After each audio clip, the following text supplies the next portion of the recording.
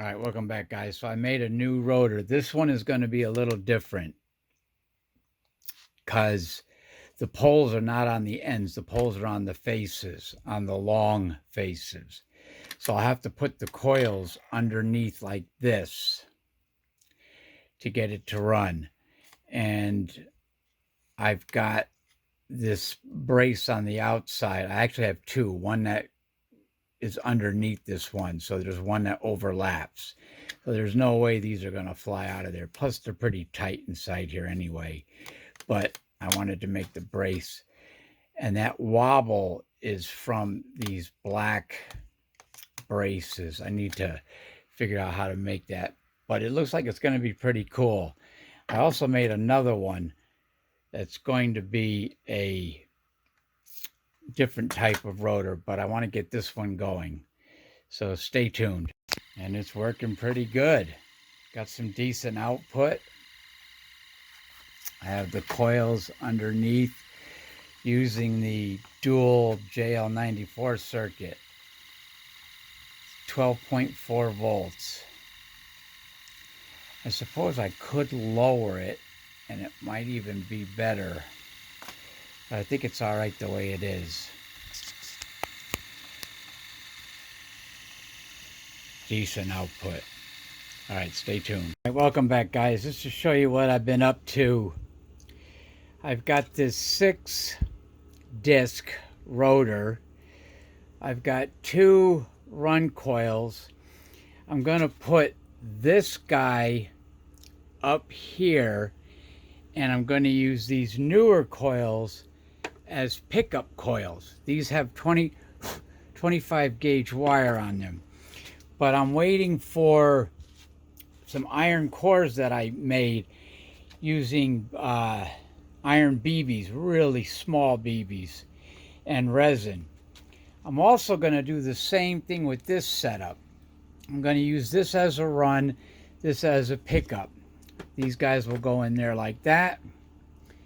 And then these guys will go up here like that. Something like that.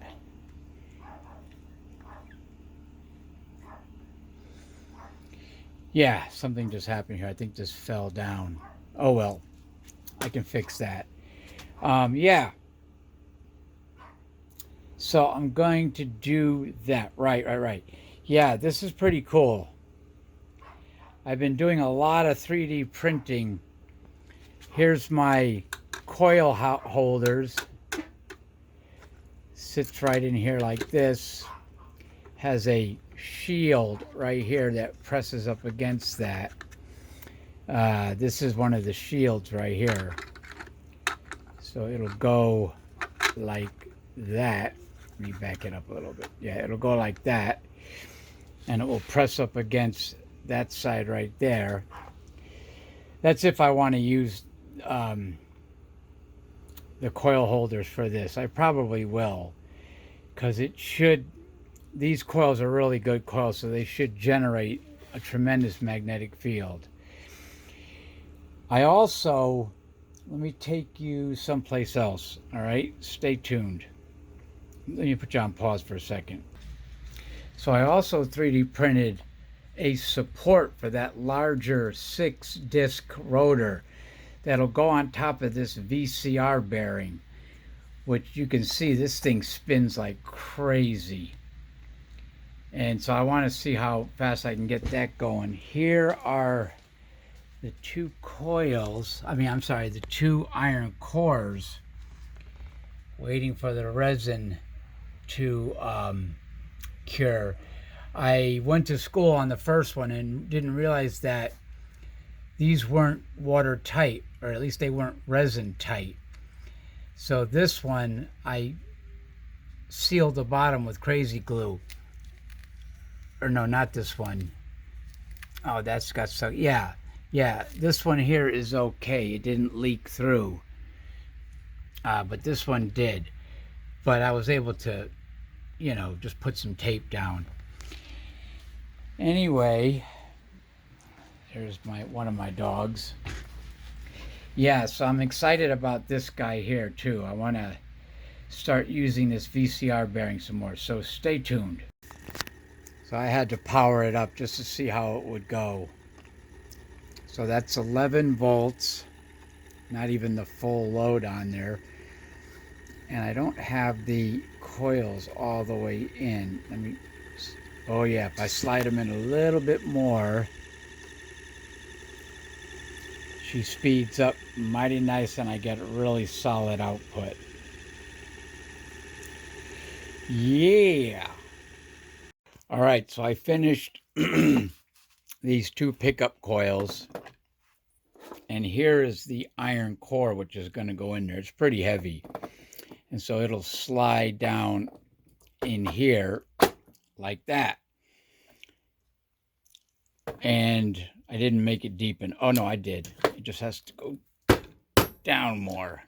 Anyway, I got to knock off the corners to get it down in there more. I don't know why. Oh, I see why. Okay, yeah. I got to knock off the corners. Anyway, I made two of them.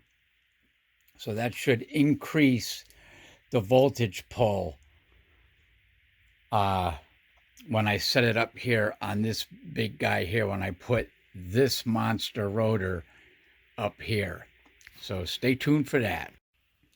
Yeah, so I just needed to shimmy it over. It needed to fit because of these corner support pieces I put on for this coil, because it was very thin in the transition from horizontal to vertical or vertical to horizontal. The transition was kind of thin.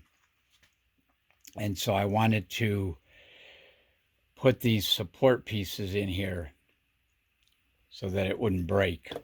That's a gorgeous coil, huh? Man, I love it. It takes forever to do it, but the end result is beautiful.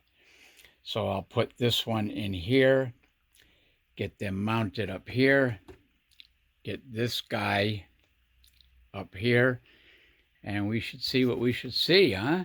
Stay tuned. So, because this magnet or this rotor is such a beast, when I try to put in these iron cores, yeah, it wants to slam into the rotor. So what I've devised is I have some mounts here for the coils, and then I'm going to put some carbon fiber braces on either side. It has plenty of room for the coil, but I think the carbon fiber braces should, or rods, should be stiff enough to stop the coils from slamming into the rotor. We shall see. Yeah, it should work. All right, stay tuned. So something like that. That's only one of the braces on, and I haven't even tried the iron cores. What I should have done with these iron cores is I should have made a hollow in there so it was just around the outer edge so it wouldn't have so much pull. But man, when I put them in there, it's freaking brutal. I might have to put braces on the bottom too, but I think this should hold it. Well, only one way to find out. Stay tuned. Wow, it works well. I mean, obviously there's going to be cogging, but it's not. I mean, when I tried it before, oh my God, it was brutal. I don't know. Yeah, it's working well. That's interesting. Yeah, cool. So that worked out really well. Let me get things hooked up. Stay tuned. All right, so here we go. Not too bad. I'm getting almost 20 volts out of it. Yeah, I got to turn it up to the next one. 21 volts. That's 21 volts AC. That's not too bad. 23 volts. A lot of shimmering though. And it's because of this rotor right here. It's not balanced very good. I got to change it out. I have a better rotor to use as a drive. So 25 volts, 26 volts. Really good output on this side here from the actual circuit itself. So yeah, those coils are producing pretty nicely. I should have pushed them closer together, but it was scaring me with the way those large magnets were pulling on these iron cores. 27 volts, 28 volts. Yeah, not too bad. All right, let me see what else I can do. Stay tuned. All right, so this is with the bridge rectifier. So 14 volts DC. I got to get it hooked up to a capacitor. Yeah, 14 volts DC, 16 volts, 17. So it'll probably climb to just about the same on the DC side. Yeah, 19 volts DC.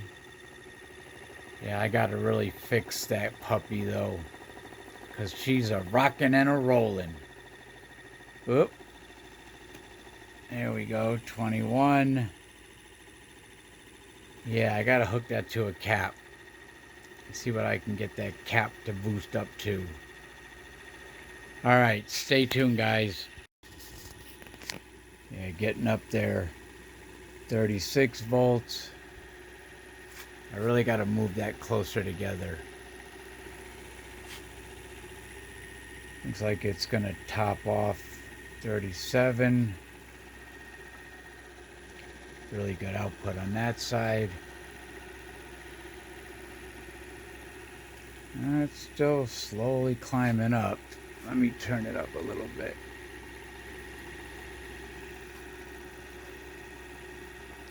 $38.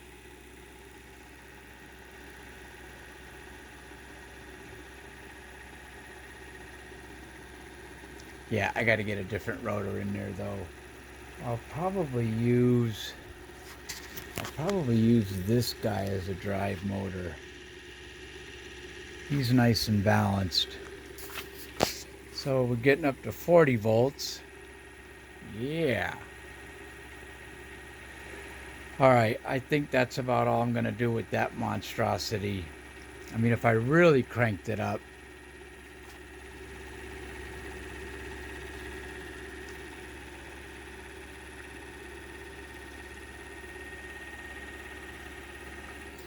$41 volts.